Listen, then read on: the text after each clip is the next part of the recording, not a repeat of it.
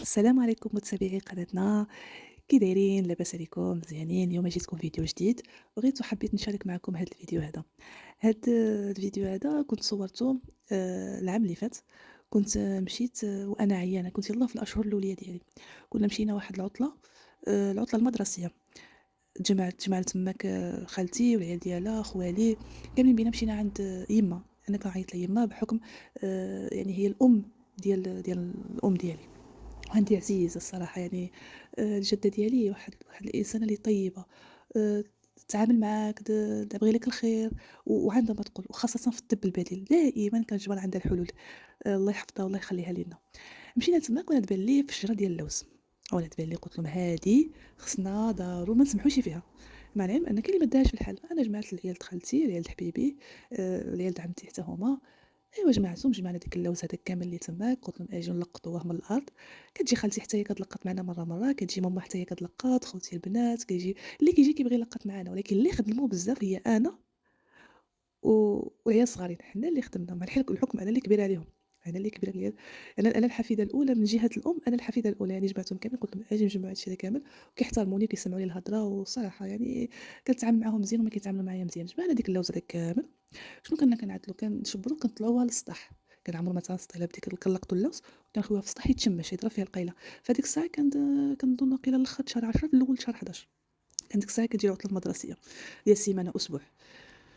صافي ديك الساعه ملي كيتشمش كيجمع راسو واحد شويه، كيكون باقي فيه شويه د الماء.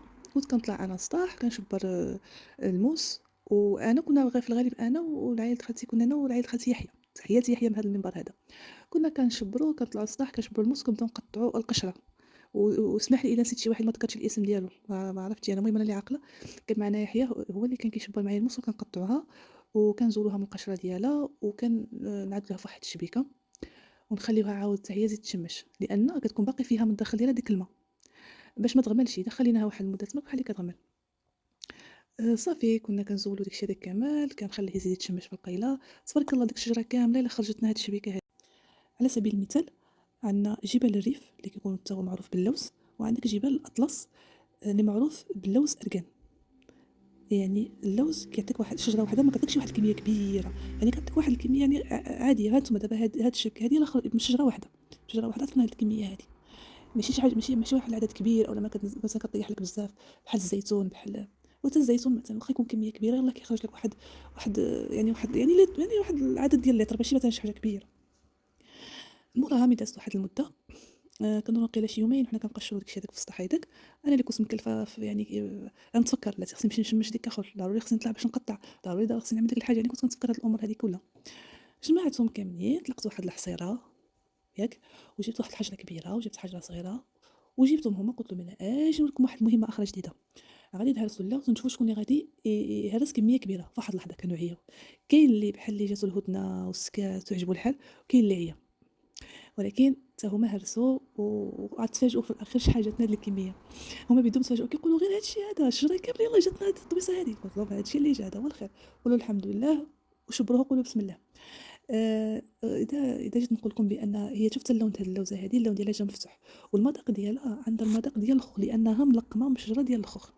واللوزه هذه لوزه روميه كبيره ماشي بلديه. اللوز البلدي كيكون ستيتو، كيجي حنا اللوز ملي كيجينا من الريف كيكون الحجم ديالو صغير، لكن هذا الحجم ديالو كبير. واللي كان كيهرس شي كميه كيجيبها لهاد الشبيكه هذه خضراء. وانا كنت كنعمل واحد التفتيشيه اذا كانت شي لوزه مهرسه، ولا اللي ما كيعرفش كيهرس اللوزه هو بالحجره، كنقولوا لا ما تكملش صافي، خلي حنا خصنا اللوزه تجي مكموله كما هي. وكانوا كيهرسوا بشويه عليهم، وكنوري لهم فين يهرسوا بالضبط.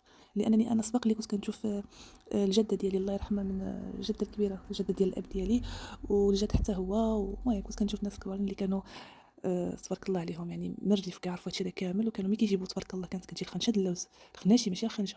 وكانوا كيدخلوا مثلا هيدا لواحد البيت هذا كيبقاو يهرسوا اللوز. وانا كنت صغيره كنت كنشوفهم، يعني كان كيجي من الريف لمدينه تطوان، لانهم كانوا صافي رحلوا، ولكن الارض خلاوها لشي واحد يخدم فيها. تبارك الله عليهم، الله يعطيهم الصحه، ما عندي ما نسالهم.